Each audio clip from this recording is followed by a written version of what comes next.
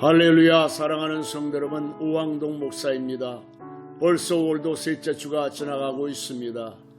하나님의 평안이 여러분과 여러분의 가정에 함께 하시기를 바랍니다. 저는 오늘 새벽에 기도하기 위해 교회로 나오다가 평안히 잠든 가족들을 바라보면서 문득 새삼 하나님께 감사한 마음이 들면서 오늘 본문의 말씀이 생각이 났습니다. 범사에 감사하라. 이것이 예수 그리스도 안에서 너희를 향하신 하나님의 뜻이라는 말씀입니다. 근래에 우리는 코로나19로 인해 원치 않는 수많은 변화를 겪어나가고 있습니다. 사람이 죽고 경제가 마비되고 대면 사회가 비대면 사회로 전환되는 등 코로나 여파로 인한 불편한 일들이 계속 속출하고 있고, 이러한 일들이 앞으로 우리 사는 세상을 크게 변화시킬 것입니다. 그래서 토마스 프리드먼이라고 하는 사람은 앞으로 세상은 코로나 이전과 코로나 이후로 나뉘어지게 될 것이라고 했습니다. 그런데 문제는 코로나로 인해 전 세계가 공포에 휩싸이게 되었고, 갖가지 찾아온 활동의 제약과 경제적 어려움으로 인해 모두가 불안해하며 화가 난 상태가 되었습니다. 그래서 자칫 잘못하면 한순간 건강도 신앙도 가정의 화목도 잃어버릴 수가 있는 것입니다. 그렇다면 사랑하는 성도 여러분, 우리는 이 위기의 코로나 시대를 어떻게 살아나가야 될까요? 첫째로 당연한 것에 감사해야 합니다. 사실 우리는 우리 자신도 모르게 당연하다는 생각에 익숙해져 살아갑니다. 부모와 자녀, 남편과 아내는 서로에게 희생하고 헌신하는 것을 당연하게 생각합니다. 나아가 건강한 것도 당연하고 이만큼 사는 것도 당연하고 내가 애쓰고 살아가는데 이만큼 대우받고 누리는 것도 당연하다고 생각을 합니다. 그래서 그 모든 것을 당연한 권리처럼 여기고 행동하는 것입니다. 그러나 세상에는 당연한 일은 없습니다. 여러분이 당연하게 생각하는 그 일이 이전에 여러분들이 그렇게 절실하게 기도하던 일이었고, 지금도 누군가의 꿈일 수 있다는 사실을 잊지 말아야 합니다. 그리고 여러분들이 그렇게 당연하게 아무런 생각 없이 살아가는 동안 누군가는 그 일을 위해서 배후해서 오늘도 희생하고 헌신하며 기도하고 있다는 사실을 잊어서는 안 되는 것입니다. 그렇습니다. 이미 우리는 코로나19 사태로 우리가 일상에서 당연하게 생각했던 일들이 얼마나 소중하고 감사한 일이었었는가를 깨닫게 되었습니다.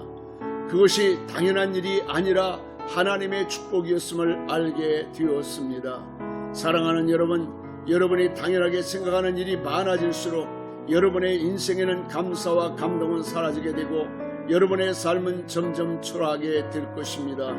그러므로 코비드19 여파로 인해 당한 어려움을 통해 그동안 당연하게 여겼던 마음과 습관을 버리고 그 뒤에 있는 누군가의 희생과 누군가의 헌신에 감사하고 하나님의 축복이었음을 잊지 말고 속히 일상이 회복되도록 그들을 위해 기도하고 감사하는 여러분이 되시기를 바랍니다. 둘째로 사소한 것부터 감사하셔야 합니다. 우리가 감사하지 못하는 또 다른 이유 중에 하나는 지금 내게 있는 사소한 것, 작은 것에 대해 감사하지 못하고 내게 없는 특별한 것에 대해 원망하기 때문입니다. 사람들은 내가 행복해지려면 내게 없는 아주 크고 엄청난 축복이 있어야 한다는 생각을 합니다. 그러나 그것은 한순간 우리에게 큰 기쁨을 줄 수 있지만 자칫 잘못하면 쓰나미처럼 여러분의 일생을 망쳐버릴 수도 있습니다. 사실 행복이란 사소하고 보잘것없어 보이는 작은 것들에 대한 감사가 항상 유지될 때에 누릴 수 있는 축복입니다. 예를 들어 맥박이나 호흡이나 체온이 항상 일정하게 유지되어야 건강할 수 있고, 지구와 태양의 거리가 일정하게 유지되어야 자연 환경이 보존되어 쾌적한 삶을 살아갈 수가 있습니다. 인간관계도 아주 작고 사소한 말 한마디와 행동에 항상 겸손히 배어 있을 때에 아름다운 관계를 유지할 수가 있는 것입니다.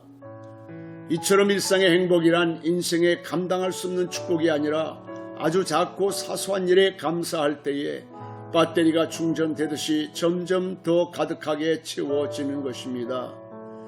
그래서 스펄전은 하나님은 촛불을 보고 감사하는 자에게 전깃불을 주시고 전깃불을 보고 감사하는 자에게 달빛을 주시고, 달빛을 보고 감사하는 자에게 햇빛을 주시고, 햇빛을 보고 감사하는 자에게 영원한 행복을 주신다, 천국을 주신다라고 하였습니다. 사랑하는 여러분, 코로나19로 인한 여러가지 어려움 속에서도 지금 바로 내 삶에 주어진 일상의 사소하고 작은 일들을 소중히 여기고 하나님의 은혜에 감사하면서 나아갈 때에 우리 하나님이 여러분들의 일상을 지켜주시고 신속히 회복시켜주시고 축복해 주실 줄로 믿습니다. 마지막으로 범사에 감사하셔야 합니다. 우리나라는 한강의 기적이라는 수식어가 따라다닐 정도로 전 세계가 깜짝 놀랄 고도의 성장을 빠른 시간에 이뤄냈습니다. 한국전쟁 직후인 1953년 우리나라는 1인당 국민 총소득이 67달러에 불과한 최빈국이었습니다. 그러던 우리나라가 작년에 1인당 국민소득인 GNI 3만 달러, 인구 5천만 명 이상 되는 나라만 가입할 수 있는 3050 클럽에 7번째로 진입했다고 합니다.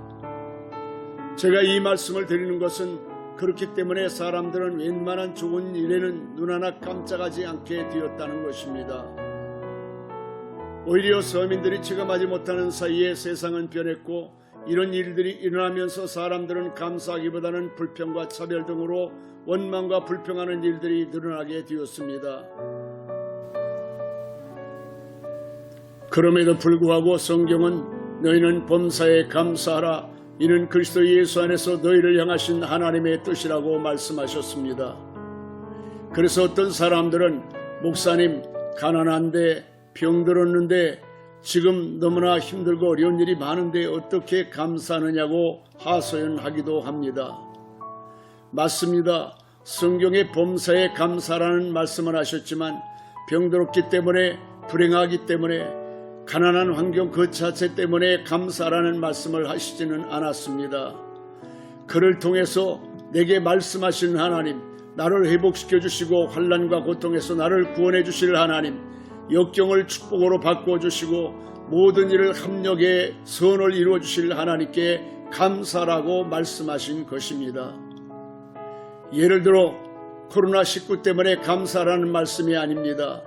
전 세계를 팬데믹으로 몰아넣은 코로나19는 인간의 죄악 때문에 생겨났지만 우리는 그 가운데서 말세를 사는 성도들이 돌이켜 회개하고 그날을 준비하게 하는 하나님의 음성을 듣고 그 가운데 역사하신 하나님의 능력을 통해 도와주시고 축복해 주실 것을 믿기 때문에 감사해야 되는 것입니다. 그러므로 사랑하는 성도 여러분, 하나님의 자녀들은 어떠한 환경 가운데서도 함께 하시는 하나님, 역사하시는 하나님, 우리를 돌보시고 지켜주시고 축복해 주시는 그 하나님 앞에 감사해야 하는 것입니다.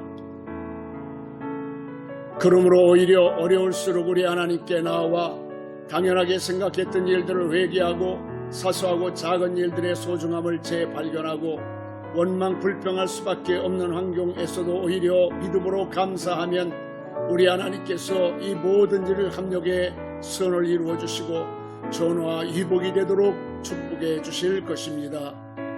사랑하는 여러분, 여러분을 진심으로 사랑하고 축복합니다. 남은 3일 동안도 주 안에 승리하시기를 바랍니다. 아멘.